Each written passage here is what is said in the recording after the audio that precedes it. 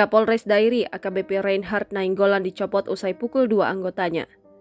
Kapolda Sumatera Utara Irjen Agung Setia mencopot Kapolres Dairi AKBP Reinhard Nainggolan dari jabatannya.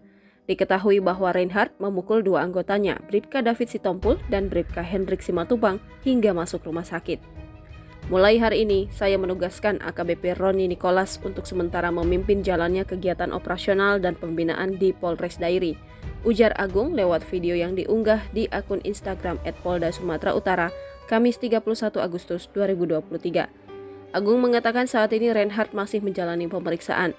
Terkait dengan kejadian di Polres Dairi, hari ini masih dilakukan pemeriksaan terhadap AKBP RHN, ujar Agung. Diberitakan sebelumnya Kapolres Dairi AKBP Reinhard Habonara Nainggolan gebuki anggota hingga opname.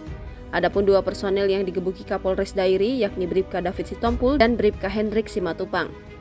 Keduanya merupakan anggota Sat Intelkam Polres Dairi. Menurut Bribka David Sitompul saat ditemui di rumah sakit, peristiwa penganiayaan terhadap dirinya dan Hendrik bermula saat mereka mendadak dibariskan Kapolres Dairi sekitar pukul 5.00 waktu Indonesia Barat.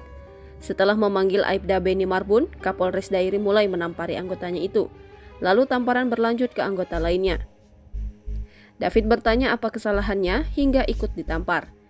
Pas giliran setelah saya ditampar, saya tanya, apa salah kami komandan? Lalu Pak Nainggolan tak terima dan langsung mau memukul saya, kata David. Selanjutnya David kemudian dibawa ke ruang propam. Di sana Kapolres Dairi mendaratkan pukulan bertubi-tubi ke tubuh David hingga dia tersungkur. Karena dianiaya, David kemudian dirawat di RSUD Sidikalang.